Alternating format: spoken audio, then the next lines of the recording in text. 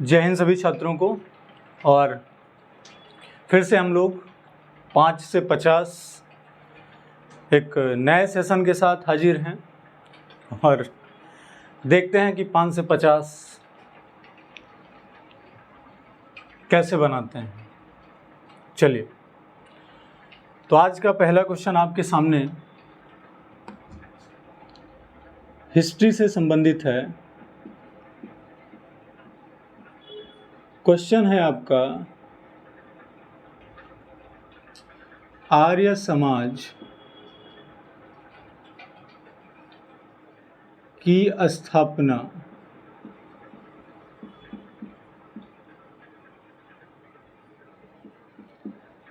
किसने की थी?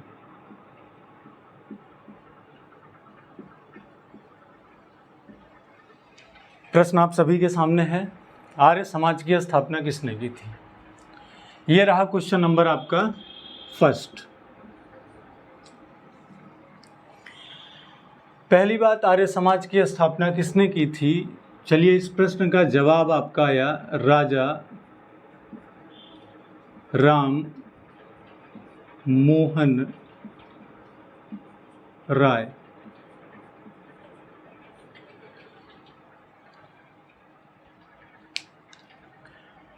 एक प्रश्न आपके सामने क्लियर हो गया, सबने पढ़ा है। अब यहाँ से देखते हैं ऑब्जेक्टिव पे क्या एग्जामिनर घुमा सकता था। दूसरा प्रश्न वो घुमा सकता था कि आर्य समाज की स्थापना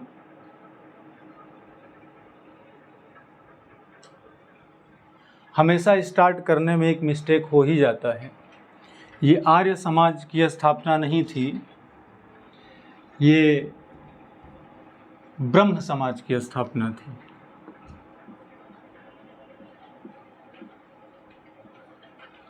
गलती फिलहाल मनुष्य का स्वाभाविक स्वभाव है, जानवरों से कोई गलतियां नहीं होती। आप चाहे जितना हॉर्न बजा लीजिए, वो चलेंगे अपनी ही धुन में, लेकिन इंसान होने के नाते सुधार करना जरूरी है। फिलहाल सुधार के साथ प्रश्न पर फिर से ध्यान देंगे।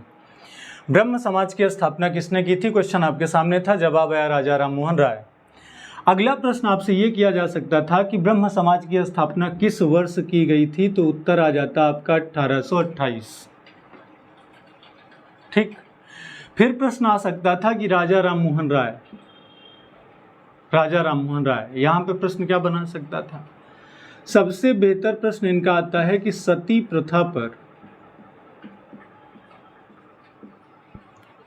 प्रतिबंध लगाने का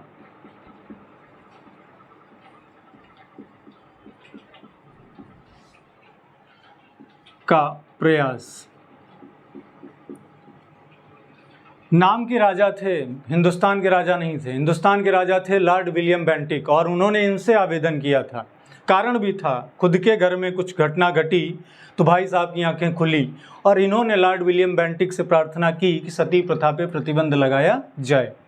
तो फिलहाल किस गवर्नर जनरल ने सती प्रथा पे प्रतिबंध लगाया था? लॉर्ड विलियम बेंटिक ने। अगर गवर्नर जनरल की बात की जाती यहाँ पे, तो गवर्नर जनरल साहब थे लॉर्ड विलियम बेंटिक, जिन्होंने लगाया था। और ये भारत के पहले गवर्नर जनरल थे, लॉर्ड विलियम बेंटिक। और ये भारत के प्रथम गवर्नर जनरल थे, प्रथम। इन्होंने ही अंग्रेजी शिक्षा लागू की थी, अंग्रेजी शिक्षा लागू। और अंग्रेजी शिक्षा लागू इन्हीं के शासनकाल में हुआ। लेकिन अंग्रेजी शिक्षा का जो पूरा ड्राफ्ट था वो किसने बनाया था, तो वो जवाब होगा लॉर्ड मैकाले ने। और अंग्रेजी शिक्षा को लागू करने का प्रयास भाई साहब ने भी किया था। राजा राम मोहन राय ने भी इस बात का सपोर्ट किया था, क्योंकि कुछ बात आप लेकर के गए थे तो उधर से भी कुछ बात आपको दी गई थी। और इसके साथ साथ राजा राम मोहन राय से और क्या प्रश्न बन सकता था। इन्होंने कलकत्ता में एक वेदांत कॉलेज की स्थापना की थी, वेदांत कॉलेज की स्थापना। ठीक, इनको आधुनिक भारत का या भारतीय पुनर्जागरण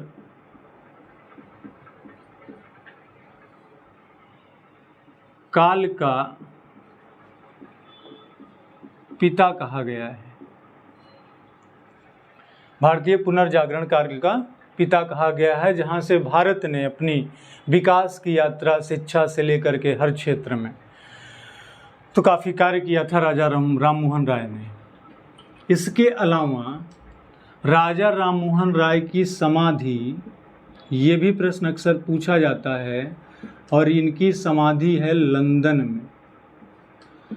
और फिर एक प्रश्न ये भी आता है कि इनको राजा की उपाधि किसने दिया था, तो इनको राजा की उपाधि अकबर द्वितीय ने दी थी। अकबर द्वितीय। अकबर द्वितीय से एक प्रश्न ध्यान रखिएगा, अकबर द्वितीय मुगल काल में जितने भी शासक हुए उसमें से सबसे ज़्यादा उम्र का, यानी सर्वाधिक उम्र में राजा बनने वाला मुगल शासक तो अकबर द्वितीय का नाम आता है। अकबर द्वितीय ने राजा राम मोहन राय को राजा की उपाधि दी थी, ये भी प्रश्न इन्हीं से आता है। ठीक, तो राजा राम मोहन राय साहब कितने प्रश्न लेकर के आते हैं अपने साथ। एक प्रश्न का जवाब तो खुद बन गए, दूसरा क्वेश्चन आपके सामने ये रहा, तीसरा ये रहा, चौथा प्रश्न इधर रहा, पांचवा प्रश्न वेदांत सोसाइटी, छठा पुनर्जागरण, सातवां सती प्रथा, और सती प्रथा के बाद फिर गवर्नर जनरल कौन था जो लगाया था, तो आठवां इधर रहा। कौन से गवर्नर जनरल थे, पहले गवर्नर जनरल थे, नौवां प्रश्न रहा। और अंग्रेजी शिक्षा को उसका जो प्रारूप था वो किसने बनवाया, तो ये 10वां क्वेश्चन रहा। ठीक, तो राजा राम मोहन राय से ये प्रश्न आपके आते हैं, और भी प्रश्न अभी बन सकते थे, मिरातुल अखबार और बहुत सारे चीज़ों के ये कार्य करता रहे हैं। तो फिलहाल 10 क्वेश्चन आपके सामने राजा राम मोहन राय से, तो 1 पे 10 आपका मैटर हो गया ख़त्म। स्क्रीनशॉट आप ले चुके होंगे, और चलते हैं हम अपने दूसरे प्रश्न की तरफ। तो चलिए प्रश्न नंबर 2 देखते हैं। क्वेश्चन नंबर 2 क्या है आपके सामने। क्वेश्चन नंबर 2 आपके सामने ये है कि गांधी द्वारा भारत में चलाया गया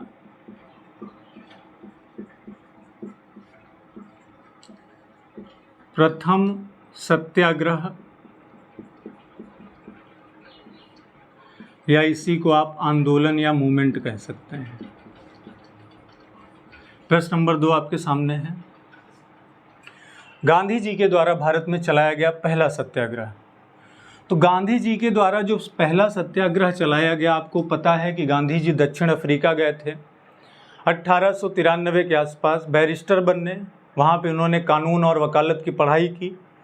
वहाँ पे उन्होंने फिनिक्स आश्रम की स्थापना की। पत्नी का नाम क्या था सबको पता है, माता का नाम क्या था ये भी पता होगा, पुतली बाई माता का नाम, कस्तूरबा बाई पत्नी का नाम, और करमचंद गांधी पिता का नाम। 4 बेटे थे, हरीलाल, बाकी 3 कमेंट बॉक्स में आप मौका मिल जाएगा तो आप भी बताएंगे। 5वां बेटा एक और था जिसका नाम था जमनालाल बजाल, जो कि इनका स्वयं का पुत्र नहीं था, लेकिन उसको 5वें पुत्र की उपाधि दी गई थी। उसके पीछे भी कुछ कारण रहा होगा। तो गांधी के द्वारा फिलहाल चलाया गया भारत का में पहला सत्याग्रह। दक्षिण अफ्रीका से वापसी इनकी कब होती है, तो 9 जनवरी 1915, जिसको हम NRI डे विश्व प्रवासी दिवस के रूप में मनाते हैं। उस दिन ये अफ्रीका से वापस भारत आए थे। उसके बाद इन्होंने साबरमती आश्रम की स्थापना की थी। साबरमती आश्रम अहमदाबाद में है। अहमदाबाद शहर साबरमती नदी के किनारे स्थित है। लेकिन अब गांधी जी आ गए, आंदोलन शुरू किया। सबसे पहले ये गए 1917 चंपारण, बिहार। इनको ले कौन गया था, राजकुमार शुक्ला जी। इनकी मुलाकात कहाँ हुई, लखनऊ में। कैसे, कांग्रेस का एक अधिवेशन था 1916 में, वहाँ पे उन्होंने अपनी पूरी बात बताई। उस अधिवेशन में अध्यक्षता कौन कर रहे थे, अंबिका चरण। वहाँ पे इनकी एक व्यक्ति से मुलाकात होती है जो कि बिहार के थे, राजकुमार शुक्ला जी। उन्होंने बताया कि हमारे क्षेत्र में लगान बहुत ज़्यादा। तो ये चंपारण बिहार, दरअसल ये आंदोलन किससे संबंधित था? नील की खेती से। और इस नील की खेती पे क्या होता था? तिनकठिया पद्धति चलती थी। तिनकठिया पद्धति, यानी 3 हिस्सा अंग्रेजों का, 1 हिस्सा किसान का। बड़ी बुरी हालत थी। गांधी जी उसी के खिलाफ इस आंदोलन में हिस्सा लिए थे। तो फिलहाल ये तो प्रश्न यहाँ पे इनका ये जवाब रहा। अब आगे प्रश्न और क्या बन सकता था गांधी जी से? तो यहाँ पे एक बात का ध्यान देंगे, जो ऊपर का पहला प्रश्न था उसको तो हम लोगों ने क्लियर कर ही लिया है, तो इसलिए इस प्रश्न को मिटाया जा सकता था और आपको भरपूर मौका भी मिला था कि आप उस प्रश्न को देख सकते। क्वेश्चन नंबर 2 आपके सामने इधर लिखा हुआ है। अब गांधी जी के ऊपर अगर आप आइए जरा सा, तो आप यहाँ पे ये देख सकते थे कि माता जी कौन है? पुतली बाई। पिताजी कौन है? करमचंद गांधी।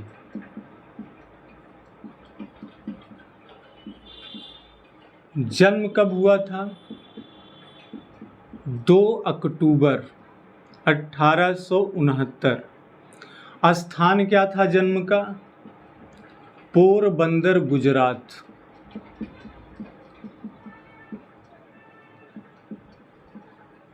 पोरबंदर, गुजरात। अध्यात्म की शिक्षा किससे ली थी? यानी आध्यात्मिक शिक्षा,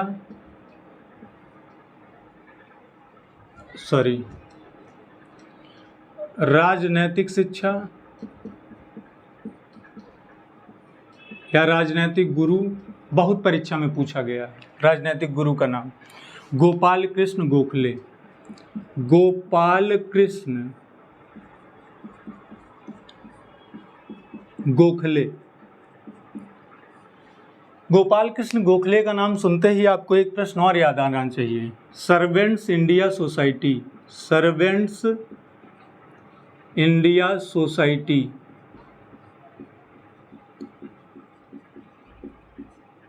ये स्थापना किसने की थी? ये इन्होंने किया था। बोर्ड पे हमारे एरो का विशेष ध्यान रखा करिएगा, ये थोड़ा सा अगर 5 में 50 चल रहा है तो।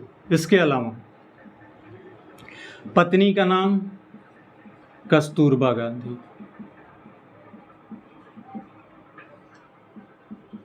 अब यहीं पे एक प्रश्न फिर तैयार हो गया कि कस्तूरबा गांधी की समाधि, ये एक महल है जिसका नाम है आगा खां महल, और ये किस जगह पे स्थित है? ये है पुणे में। ठीक।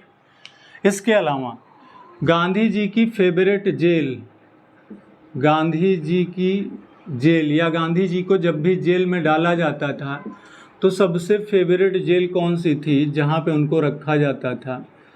यरवदा जेल। कहाँ है ये? यहीं है ये, पुणे महाराष्ट्र में। ठीक। इसके अलावा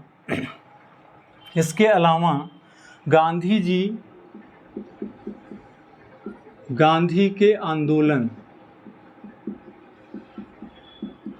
अगर यहाँ पे बात करते तो चंपारण इनका पहला था जो कि इन्होंने बिहार में 1917 में चलाया।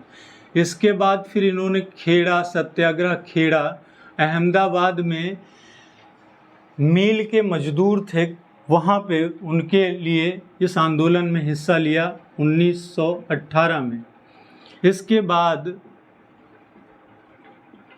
असहयोग आंदोलन चलाया, असहयोग आंदोलन जो कि 1920 से 1922 के बीच, और इस आंदोलन के दौरान एक घटना घटी चौरी चौरा गोरखपुर, और इस आंदोलन को वापस लेना पड़ा गांधी जी को कि एक पुलिस थाने को भीड़ ने जला दिया, जिसमें कुछ पुलिसकर्मी शहीद हो गए, मारे गए, और गांधी को आंदोलन वापस लेना पड़ा और फिर उनको जेल भी जाना पड़ा। तो ये घटना घटी चौरी चौरा। कब घटी? 5 फरवरी 1922 को, 5 फरवरी 1922 को। क्वेश्चन नंबर 2 यहाँ से हम हटा दे रहे हैं। बात क्वेश्चन नंबर 2 की ही चल रही है, इस बात को आप लोग ध्यान रखिएगा। हम यहाँ पे छोटे में लिख दे रहे हैं क्योंकि ये हमारे रास्ते में आ रहा है, गांधी के रास्ते में।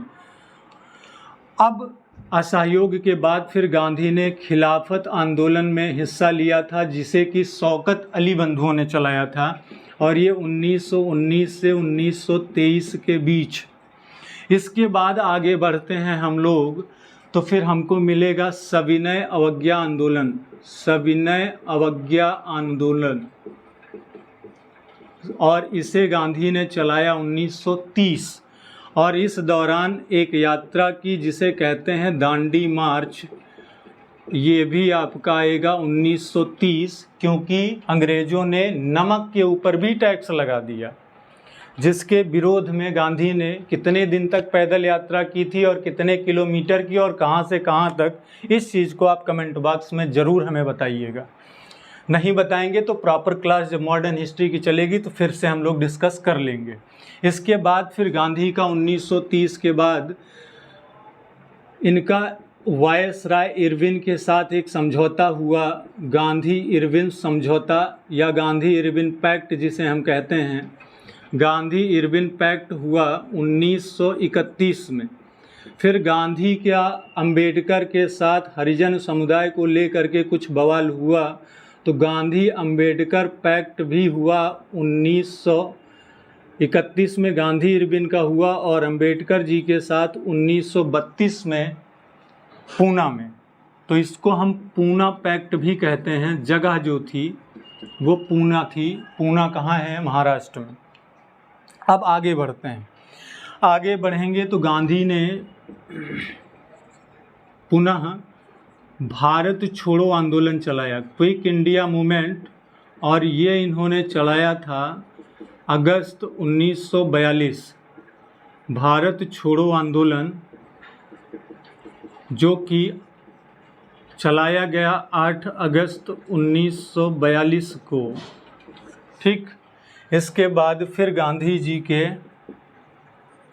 गांधी अभी समाप्त नहीं होंगे। गांधी की मृत्यु 30 जनवरी 1948, और फिर इस डेट को हम मनाते हैं शहीद दिवस, या कहीं कहीं प्रश्न देता है सर्वोदय दिवस के नाम से। गांधी को मारा किसने था? ये तो सभी जानते हैं कि नाथूराम गोडसे।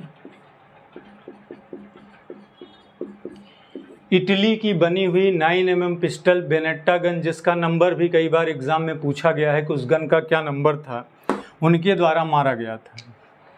कहाँ मारा गया था? बिरला मंदिर के पास, बिरला भवन, दिल्ली। इसके अलावा अब गांधी अभी भी ख़त्म नहीं हुए। इनके द्वारा इनकी जो आत्मकथा है, आत्मकथा, उसका नाम है माई एक्सपेरिमेंट विद ट्रुथ, जिसे इन्होंने अंग्रेजी भाषा में लिखी थी। ये भी एग्ज़ाम में पूछ लिया जाता है। इसके अलावा गांधी ने एक पत्रिका चलाई थी जिसका नाम था नवजीवन पत्रिका, जो कि ये भी गुजराती भाषा में। इसके अलावा गांधी की एक और पत्रिका थी जिसका नाम था यंग इंडिया। लेकिन एक प्रश्न आता है न्यू इंडिया, और जहाँ न्यू इंडिया आएगा वहाँ एनी बेसेंट का नाम आएगा। जहाँ यंग इंडिया आएगा वहाँ गांधी जी का नाम आएगा। तो ये तो गांधी जी के मैटर थे। इसके अलावा, इन सारी बातों के अलावा, जो गांधी का जन्म है 2 अक्टूबर, इसको हम विश्व अहिंसा दिवस के रूप में मनाते हैं, गांधी जी का जन्म। इसके अलावा इतने क्वेश्चन के बाद फिर आपसे और क्या प्रश्न पूछा जा सकता था गांधी जी के टॉपिक से? गांधी जी गोलमेज सम्मेलन में हिस्सा लेने गए थे, और पढ़ा होगा आपने गोलमेज सम्मेलन 3 बार हुए, 1930, 1931 और 1932, और जगह थी लंदन। और गांधी जी ने एकमात्र बार, मतलब दूसरे गोलमेज सम्मेलन में एकमात्र प्रतिनिधि थे कांग्रेस की तरफ से जिन्होंने हिस्सा लिया। इसके अलावा यहाँ भी आपका क्वेश्चन ख़त्म नहीं होता है। इसके अलावा क्वेश्चन आपका ये बनता है कि क्या गांधी जी कभी कांग्रेस के अध्यक्ष थे? तो हाँ, गांधी जी कांग्रेस अध्यक्ष थे 1924 में बेलगांव अधिवेशन, बेलगांव। और बेलगांव अधिवेशन जो है ये हुआ था कर्नाटक में। श्रवण बेलगोला, चंद्रगुप्त मौर्य का मृत्यु स्थान, गोमतेश्वर मूर्ति वहीं है। तो गांधी जी एकमात्र बार कांग्रेस अध्यक्ष थे सन 1924 में। ये भी प्रश्न गांधी जी से आता है। गांधी के टॉपिक से बहुत सारे प्रश्न परीक्षा में पूछे ही जाते हैं और अक्सर पूछे जाते हैं। तो अब हम ये कर लेते हैं कि पिछले एक क्वेश्चन में हमने कितने क्वेश्चन बनाए थे। पिछले प्रश्न में आपने देखा था कि एक प्रश्न में हम कहाँ तक पहुँच गए थे। तो एक प्रश्न में हम लगभग पहुँचे थे 10 प्रश्न तक। अब मिटा दिया है हमने, शायद हम 10 प्रश्नों तक पहली बार में पहुँचे थे। पहला क्वेश्चन शायद 10 प्रश्नों तक था, जहाँ तक मुझे याद है कि 10 से ज़्यादा हुए थे, 10 ही थे। अब यहाँ से जोड़ लेते हैं ज़रा कि अब कितने प्रश्न आए। तो गांधी का ये तो हो गया 11वां क्वेश्चन। अब गिनना शुरू करते हैं।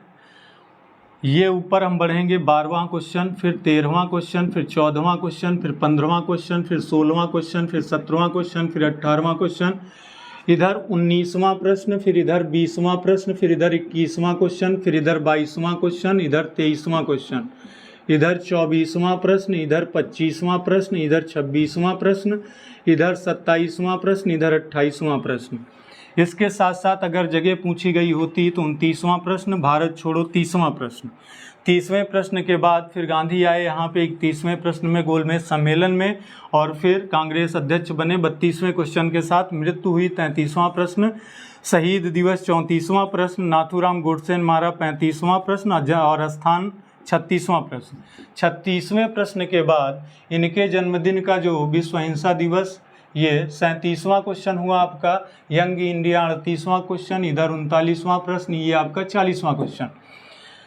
इसके अलावा 40वें प्रश्न के बाद गोपाल कृष्ण गोखले की सर्वेंट्स इंडिया सोसाइटी, ये आपका बना 41वां क्वेश्चन। ऊपर न्यू इंडिया और इसके साथ साथ कॉमनवेल्थ, इसके साथ साथ कांग्रेस की पहली महिला अध्यक्ष, ये कुल मिलाकर के अगर 41वें प्रश्न के बाद 3 प्रश्न जाएंगे तो इधर 44वां प्रश्न, और लास्ट क्वेश्चन 45वां प्रश्न, यानी अगर गांधी का समाधि स्थल पूछा जाता तो सभी को पता है राजघाट दिल्ली।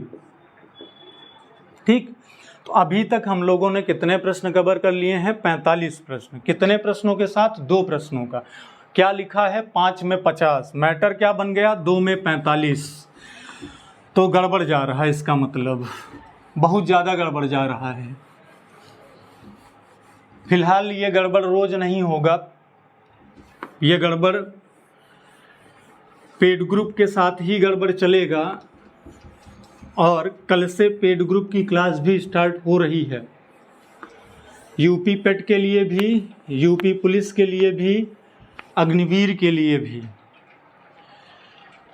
तो अगर आप इच्छुक होंगे तो ज़रूर क्लास में आएंगे, और हर प्रकार से आपकी हर संभव सहायता की जाएगी जीएस और साइंस के लिए। तो 2 प्रश्नों में 45 हम लोग पहुंच गए थे। आते हैं क्वेश्चन नंबर 3 की तरफ। क्वेश्चन नंबर 3 को अगर हम ले करके चलते हैं, प्रश्न नंबर 3 हमारे सामने है। तो प्रश्न नंबर 3 हमारे सामने लिखा है कि भारत का अंतिम गवर्नर जनरल कौन था?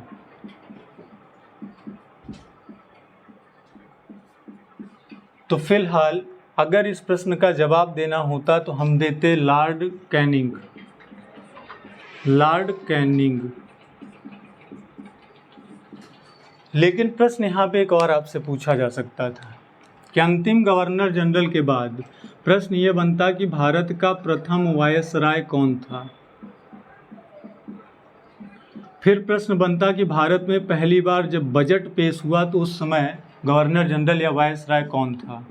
फिर प्रश्न बनता भारत में 1857 की क्रांति के समय गवर्नर जनरल कौन था। फिर प्रश्न बनता कि भारत में मंत्रिमंडलीय व्यवस्था की शुरुआत किस गवर्नर जनरल के शासनकाल में हुई। फिर ये भी प्रश्न आपसे पूछा जा सकता था कि भारत में विभागीय प्रणाली की शुरुआत किसके शासनकाल में हुई थी। फिर प्रश्न ये भी आ सकता था कि आईपीसी यानी इंडियन पैनल कोड और इसके साथ साथ इंडियन हाई कोर्ट एक्ट 1861 और आईपीसी ये किसके शासनकाल में लागू हुआ। ठीक, तो इन सारे प्रश्नों का एक ही आदमी जिम्मेदार है और वो है लॉर्ड कैनिंग। भारत का अंतिम गवर्नर जनरल लॉर्ड माउंटबेटन नहीं होगा। अगर आप ये सोच रहे होंगे अभी तक, अगर उसको सोच रहे होंगे तो यहाँ पे एक नया वर्ड इंक्लूड होगा स्वतंत्र भारत का, तब उत्तर गवर्नर जनरल होगा लॉर्ड माउंटबेटन। अगर स्वतंत्र शब्द नहीं है तो फिर लॉर्ड कैनिंग होगा, अगर कुछ लोग सोच रहे होंगे ऐसा तो।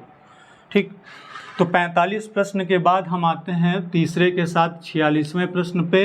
प्रथम वायसराय 47वां, बजट पेश किया 48वां, फिर ये 49वां, ये 50वां, ये 51 और ये 52 और ये 53।